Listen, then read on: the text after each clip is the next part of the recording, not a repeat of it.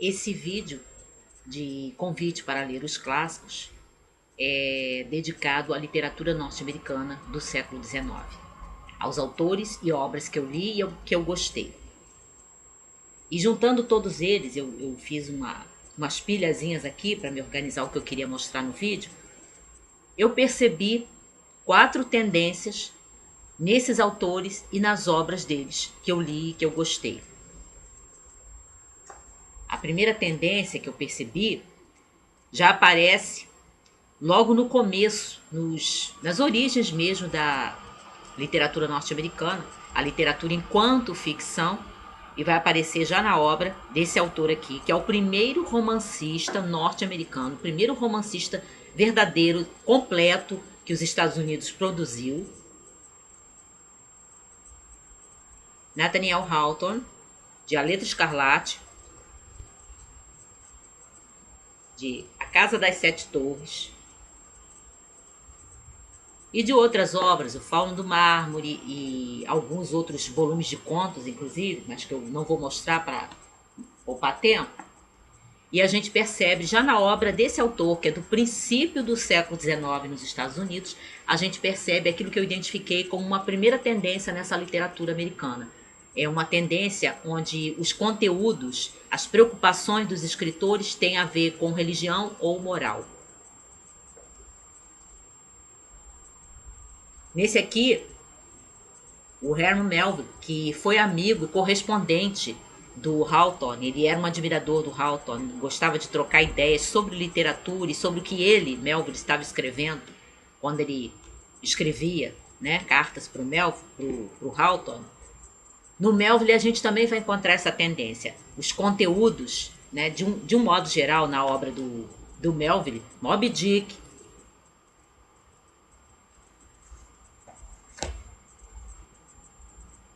Benito Sereno, ele tem uma novelinha, Bartleby, o Escriturário, O Vigarista e Seus Truques, Billy Budd. A gente vai notar também uma preocupação, um conteúdo, né? Os temas têm a ver com moral, com decisões que os personagens têm que fazer, com escolhas morais que os personagens têm que fazer. Então essa eu identifiquei como uma primeira tendência dentro da literatura norte-americana do século XIX, dentro dos autores e das obras que eu gostei, né, que eu li, que eu gostei. Não posso falar de outros. Uma segunda tendência seria uma tendência já não no conteúdo, mas na forma. São aqueles escritores americanos que têm uma preocupação formal, têm uma preocupação com o estilo, né? Com a escrita mesmo, a qualidade da escrita, a estrutura dos textos. E aí a gente vai falar Edgar Allan Poe, que nesse livro aqui, Poesia e Prosa, que reúne boa parte do que ele escreveu de ficção e não ficção, tem esse ensaio do Poe,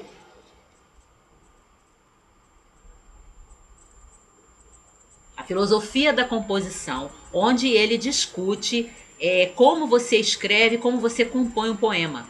E ele usa como exemplo como ele mesmo escreveu um dos seus poemas famosíssimo, que é O Corvo. O Poe era resenhista, ele era jornalista, ele fazia crítica literária, então ele não estava alucinando nem falando nenhuma bobagem, ele sabia do que estava falando. O Harold Bloom não concorda com isso não, porque ele chega a dizer no cânone ocidental que o texto do Poe é quase sempre atroz, mas eu discordo. Eu acho que o Poe era de fato um artista muito sério e nesse ensaio, que não é o único, tem um outro ensaio aqui a respeito da análise do verso, análise de texto poético, a gente percebe que ele sabe do que está falando e está colocando uma série de regras, de coisas que o escritor deve observar quando compõe um texto, especialmente aqui, poesia. E o Poe vai mostrar isso na sua escrita. Na poesia eu não posso falar muito, mas na sua obra de ficção, ele tem essa preocupação estilística, ele tem essa preocupação com a estrutura do texto, com a qualidade do texto. E geralmente o escritor que tem uma preocupação estilística, que tem uma preocupação formal, ele vai acabar ou criando um novo gênero ou inovando em algum gênero que já existe. E é o que acontece com o Poe. A gente tem a primeira novela policial definitiva escrita por ele.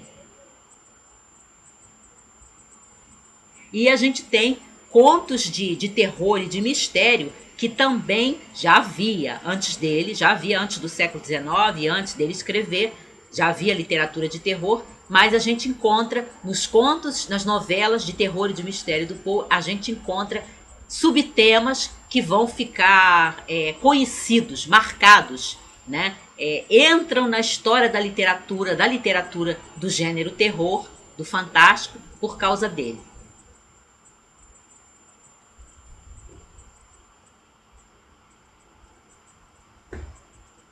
Uma terceira tendência seria também uma preocupação com o conteúdo. Eu falei daqueles que têm uma preocupação com conteúdo moral ou religioso, e há também aqueles que têm uma preocupação já na literatura do século XIX e já na primeira metade da literatura do século XIX, no início ainda do século XIX, tem aqueles autores americanos que revelam uma preocupação nos seus conteúdos, né, nos assuntos, nos temas dos seus livros, uma preocupação social.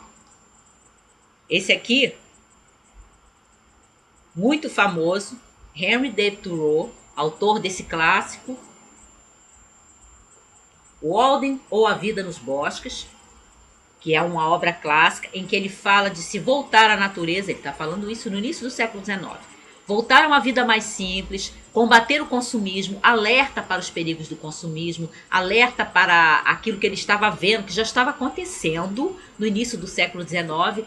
As pessoas estavam se enchendo de tarefas, enchendo as suas vidas, tendo vidas corridas, vidas agitadas, e aí ele, nesse livro, faz uma espécie de pregação, através do seu próprio exemplo, de um retorno à vida junto à natureza, um retorno a uma vida mais simples, a uma vida menos complicada e a uma vida assim, em que você valorize aquilo que é essencial. E que você não deixe que as coisas superficiais, as coisas de momento, as modas, se tornem a sua primeira preocupação ou as suas primeiras preocupações.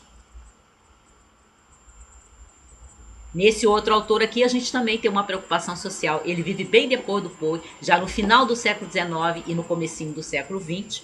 E eu já falei de uma outra obra dele num outro vídeo. Esse americano, Jack London, autor desse romance que é autobiográfico, inclusive no seu final profético, Martin Eden.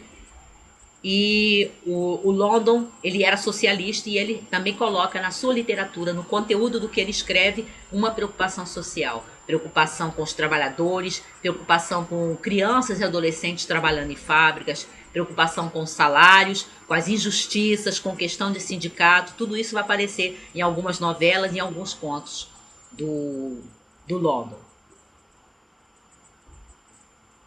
E no meu escritor favorito, norte-americano, que depois se naturalizou inglês, da literatura americana do final do século XIX e início do século XX, que ele nasce em 1843 e falece em 1916, o Henry James.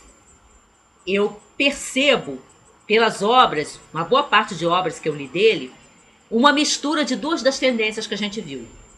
Eu falei da tendência, né, de conteúdos de preocupação moral ou religiosa, de uma tendência com preocupação formal, né, aqueles escritores que estão preocupados com a forma, com o estilo, né, com a escrita, a qualidade da escrita, e aquela terceira tendência que seria essa preocupação social.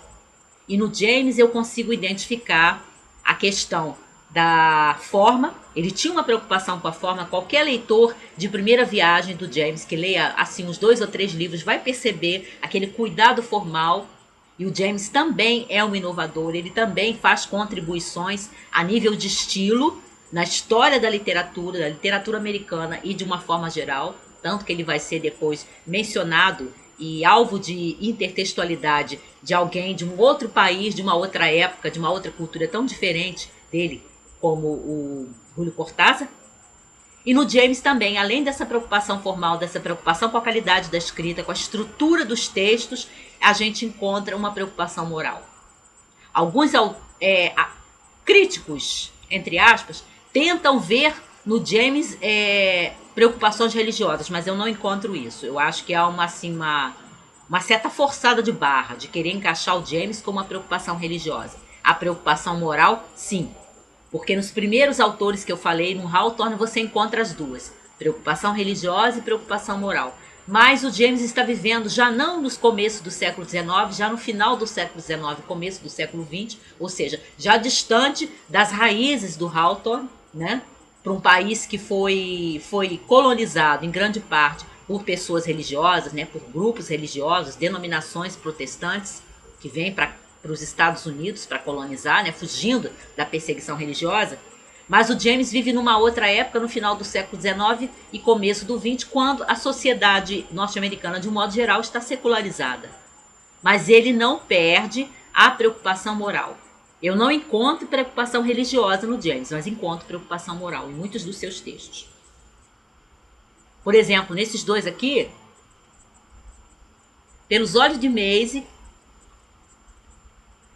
e nessa novela aqui, O Pupilo, além da forma muito cuidada do James, muito elaborada, muito requintada, nessas duas novelas, O Pupilo e Pelos Olhos de James, Pelos Olhos de Maisie, o Henry James me faz lembrar de um escritor tão diferente dele, que é o Dickens, porque os seus retratos de crianças, embora as crianças do Dickens passem por necessidades financeiras, necessidades econômicas, passam fome, passam frio, são crianças muitas vezes órfãos ou que vêm de lares assim muito em condições muito miseráveis.